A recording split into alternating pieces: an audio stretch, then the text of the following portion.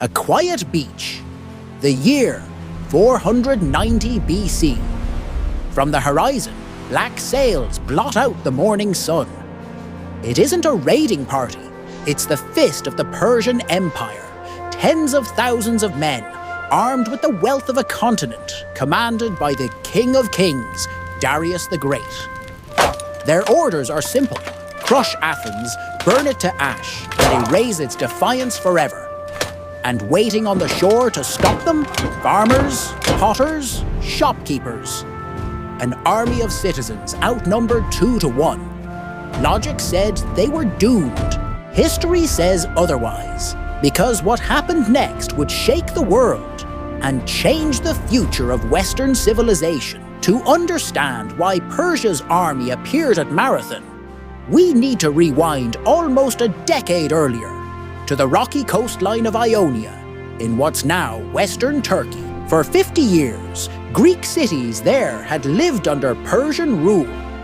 And while the empire was often pragmatic, allowing local customs and religions to survive, they still demanded heavy taxes and kept local tyrants in power. To the fiercely independent Greeks, it was suffocating. Eventually, resentment boiled over. Led by Aristagoras, the tyrant of Miltiades, the Ionian Greeks rose up in open revolt. But Aristagoras knew one thing for sure: alone, they were doomed.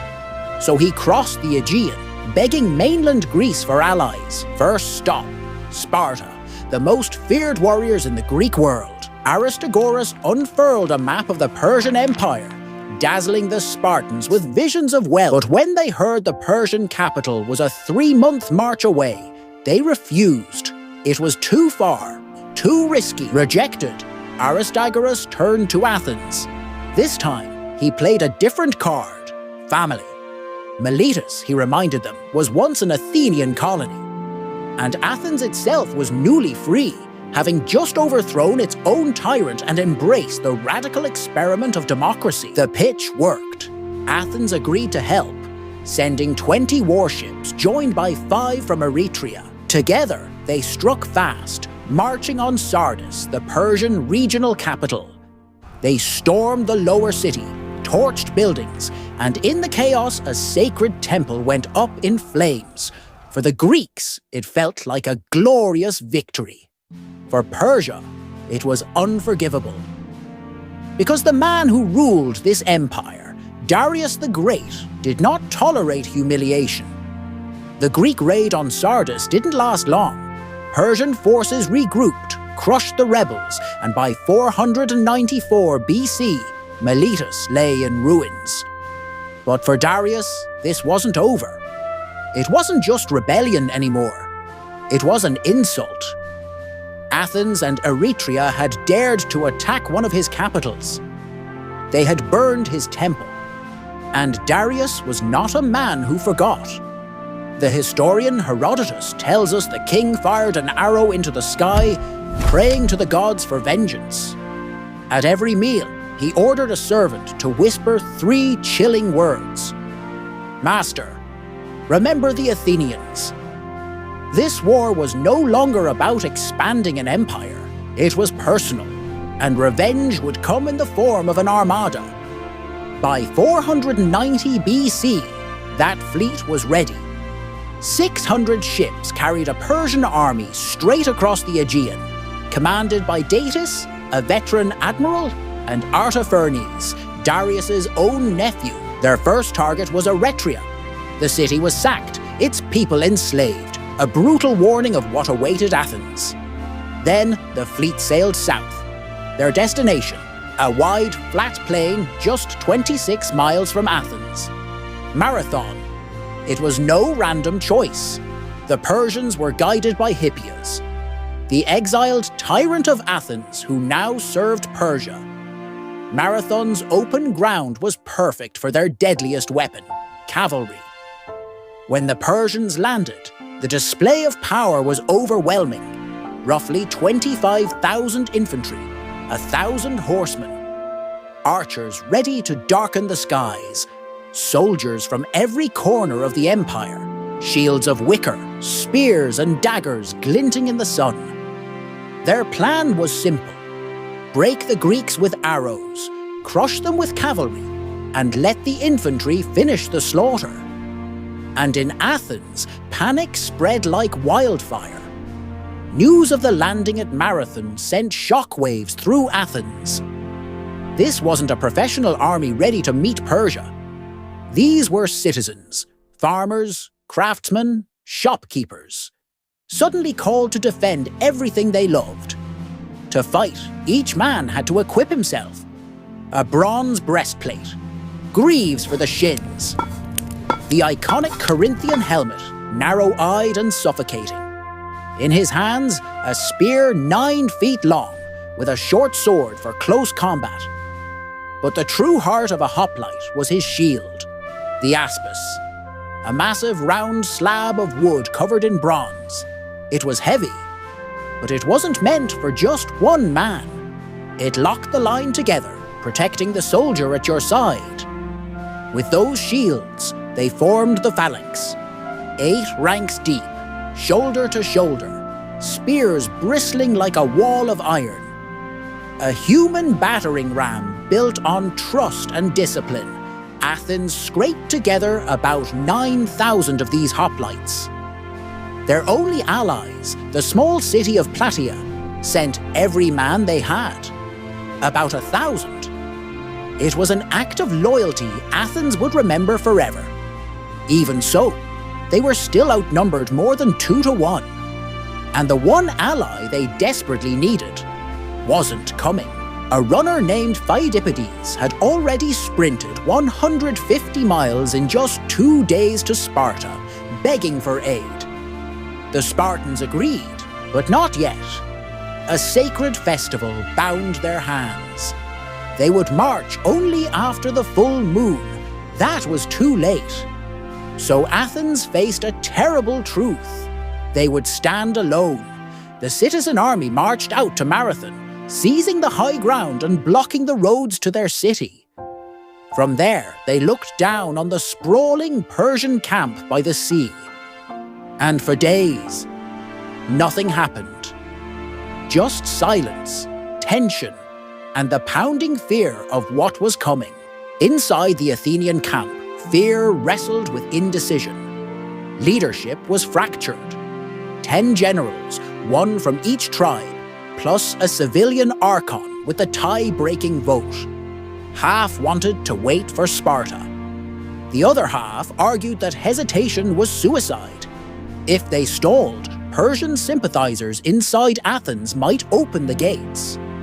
Into that chaos stepped Miltiades. He wasn't just another general. He had once served under Persia. He knew their tactics, their strengths, and most importantly, their weaknesses. Miltiades pleaded his case before the Archon, Callimachus. His words were blunt. Athens had 2 choices: slavery under Persia, or a victory that could make their city immortal. The gamble worked. Callimachus cast the deciding vote. They would fight. But Miltiades didn't rush. The other generals yielded their command days to him, making him the de facto commander. He waited, watching, searching for the one opening that could turn disaster into triumph. Then it came. Scouts brought stunning news. The Persian cavalry was gone. No horses on the plain. Historians still debate why. Maybe they'd been loaded onto ships for a strike on Athens. Maybe they were off looking for water. Whatever the reason, Persia's deadliest weapon had vanished. Miltiades knew this was the moment. At dawn, he gave the order. The Athenians would march. 10,000 Greeks began their advance. Bronze armor clattered, spears leveled, shields locked. But then Miltiades gave an order no one expected. Run! The entire phalanx surged forward at a charge, nearly a mile across open ground. To the Persians, it must have looked insane. Heavy infantry sprinting headlong, no cavalry, no archers. Surely these farmers had just signed their own death warrants, but the brilliance was in the timing. By running, the Greeks spent less time under the deadly hail of Persian arrows. Bronze helmets and shields absorbed most of the blows. And when they struck the enemy line, it was like a thunderclap. On the flanks, the effect was devastating. The armoured hoplites crashed into lightly armed levies, wicker shields snapping like kindling. Long spears punched through linen and flesh. The Persian wings shattered almost instantly, men breaking and fleeing toward the sea. But in the centre, Persia's elite stood firm, Persians and fierce Saka warriors, driving into the thinned Greek line. The Athenian centre bent backward, fighting desperately. For a heartbeat, it seemed the Persians might break through. And that was the trap. Because Miltiades had gambled on discipline. Instead of chasing the routed wings, the Greek flanks wheeled inward. Like a pair of iron doors, they slammed shut on the Persian centre. The best troops of the empire suddenly found themselves surrounded on three sides. Panic tore through their ranks. Order collapsed into chaos. Being encircled is every soldier's nightmare. And in that moment, Persia's pride turned into a massacre. The once invincible army broke. Soldiers threw down weapons, stumbling over each other in a desperate flight back to their ships. Thousands were cut down in the marshes, bogged in mud with no escape. By the time it was over, the Persians had lost more than 6,000 men. Athens had lost fewer than 200. A miracle. A slaughter. A statement. But the story wasn't finished yet. The plain of Marathon was soaked in blood. But the danger wasn't over. While their infantry had been crushed, the Persian fleet was still intact and already sailing around the coast toward Athens. On board were the missing cavalry, ready to strike a city left wide open. If they landed first, everything the Athenians had just won would mean nothing. So, the hoplites, exhausted and bloodied, were given one last impossible order: march home. Leaving a token guard over the battlefield, the rest of the army began a forced trek of 26 miles. After running a mile in armour, charging into battle, and fighting for their lives. Now, blistered and bruised, they pushed themselves to the brink, driven by the thought of their families waiting in the city. And somehow, they made it. When the Persian ships appeared off the coast of Athens, they saw a sight that must have chilled them. The same hoplite army, armour still glinting, lined up in perfect formation, ready to fight again. The Persians hesitated. They lingered. And then, realizing this gamble had failed, they turned their ships for home. Athens was safe. The Battle of Marathon was more than a victory. It was a revelation. For the first time, the myth of Persian invincibility was shattered. A citizen army, farmers, potters, merchants, had stood against the largest empire on earth and won. Athens buried its fallen with honor, a sacred mound raised on the battlefield itself. Among them was Callimachus, the man whose single vote had tipped the scales toward defiance. Their sacrifice became immortal, and the meaning of that day echoed far beyond Greece. It proved that free citizens fighting for their homes could match and even defeat the might of kings.